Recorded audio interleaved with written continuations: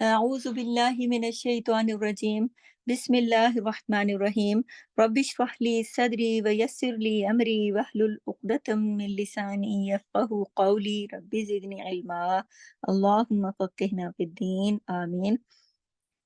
देखिए कि हम मौदूद का टॉपिक कर रहे थे। सबसे पहले हमने मद का तारुफ किया, उसके बाद हमने आपको उनके मौदूद की वो वाली किस्में बताई जो कि उनकी मिकदार के हिसाब से थी, और फिर उसके बाद हम आपको सबब मद बताए। और आज हमारा लेसन नंबर 4 है, जिसमें हम मौदूद की बुनियादी अक़साम के बारे में बताएंगे, और दो बुनियादी अक़साम हैं, और फिर उन दोनों के बारे में बताएंगे कि जैसे कि आज का हमारा टॉपिक है मौदूद की मद की जमा है ना, मौदूद की बुनियादी अक़साम। बुनियादी तौर पर मद की दो किस्में हैं। नंबर 1 मद असली, नंबर 2 मद फराई। ठीक है, तो बुनियादी तौर पर चूंकि मद की दो किस्में हैं, मद असली और मद फराई, तो अब थोड़ा सा हम मद असली को देख लेते हैं कि मद असली किस तरह की होती है। तो मद असली की तफसील क्या है? मद असली की तफसील ये है कि मद असली जो है वो हर तरह की मद के कायम होने की बुनियाद है। यानी हर तरह की मद, जो कोई भी मद हो, उस मद के कायम होने की बुनियाद जो है वो मद असली है। और मद असली तमाम मौदूद की असल है। और असल से मुराद क्या होती है? जड़ या तना। तो याद रखिए कि मद असली जो है वो तमाम मदों की जड़ है, या उसे तना भी कह सकते हैं। अगर मद असली ना हो तो कोई भी मद कायम नहीं हो सकती। और नंबर 4 है कि मद असली की मिकदार को कम या ज्यादा नहीं कर सकते।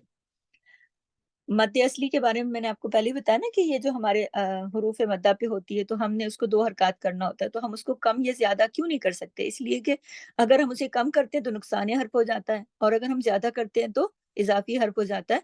तो उसको जितना है उतना ही, जैसे कोई भी लफ्ज़ हो तो उसके साथ अगर जैसे मद्दा का कोई लफ्ज़ लगा हो, तो अलिफ लगा हो या वाव लगा हो या या लगा हो, तो उसको 2 हरकत तक पढ़ना होता है।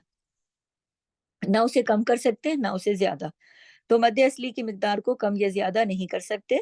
और नंबर 5 है कि मद्द असली हुरूफ मद्दा पर की जाती है। मैंने अभी जैसे बताया ना कि हुरूफ मद्दा अलिफ मद्दा, वाव मद्दा, या मद्दा, इन पर हम जो मद करते हैं ना, जैसे बा अलिफ ज़बर बा, जैसे कोई भी ऐसा लफ्ज़ जिसके साथ बा वाव पेश बू, बा या ज़ेर बी, ये जो हम थोड़ा खींचते हैं इसको, ये हुरूफ मद्दा पर जो की जाती है, ये है मद्द असली। ठीक है, फिर मद्द असली का कोई निशान नहीं होता। आपने देखा है ना कि मद्द असली जहाँ पर भी जो इस तरह के हुरूफ आते हैं, उस पर कोई भी निशान नहीं होता। मद्द असली की मज़ीद पहचान ये है कि मद्द असली जो है, जैसा कि आप देख रहे हैं आपके चार्ट के ऊपर, नंबर 7 देखिए कि मज़ीद ये है कि नंबर 7 मद्द असली किसी बैरूनी सबब की मोहताज नहीं होती। यानी कि हमने पिछले लेसन में जो कल हमने पढ़ा था, उसमें असबाब मद भी थे ना, कि कोई असबाब होते हैं कि जिनकी वजह से कोई मद कायम होती है, लेकिन मद असली किसी बैरूनी सबब की मोहताज नहीं होती। मद असली की मिकदार जो है वो 2 हरकत है, यानी अलिफ मद्दा, वाव मद्दा, या मद्दा जो हम पढ़ते हैं, तो ये 2 हरकत ही खींचती है ना। अगर कम करेंगे तो लहाने जली हो जाएगा, नुकसानी हर्फ हो जाएगा, अगर बढ़ा देंगे तो नुकसानी हर्फ होगा, ज्यादती हर्फ होगा, वो भी लहाने जली होगा। तो याद रखिए कि मद असली की मिकदार 2 हरकत है, ना उसको कम कर सकते हैं, ना उससे ज्यादा कर सकते हैं। और नंबर 9 है मद असली एक कुदरती मद है। और नंबर 10 ये है कि मद असली के बगैर हुरूफ मद्दा का वजूद ही नहीं होता। देखिए ना, अगर हम जो मद्दा के जो हुरूफ हैं, जो हम उन्हें खींचते हैं, तो ये इसी मद के साथ करते हैं ना। अगर ये मद नहीं होगी तो हुरूफ मद्दा का तो फिर वजूद ही नहीं होगा, फिर वो हुरूफ जो अलिफ मद्दा, वाव मद्दा और या मद्दा हैं, जो हम पढ़ते हैं, फिर वो तो नहीं रहेंगे। और अगला नंबर है 11 के मद्द असली पर कसर है।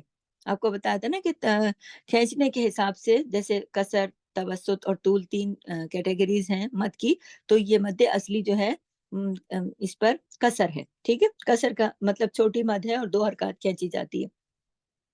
जैसा कि मैंने आपको बताया कि हमारी जो मद जो है उसकी बुनियादी तौर पर 2 किस्में हैं। नंबर 1 असली और नंबर 2 मद फ़रई।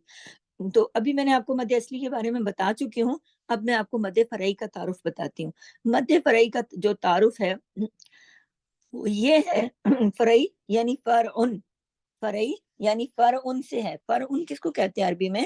فرعن کہتے ہیں شاخ کو، برانچ کو۔ یعنی میں نے آپ کو بتایا نا کہ مد اصلی جو ہے وہ جڑ ہے یا تنا ہے، اس کو جڑ یا تنا کہتے ہیں۔ تو مد فرعی کیا ہے؟ اس کی شاخ ہے۔ آپ سمجھنے کی کوشش کریں کہ فرعی جو ہے لفظ فرعون سے نکلا ہے، فرعون عربی زبان میں شاخ کو کہتے ہیں۔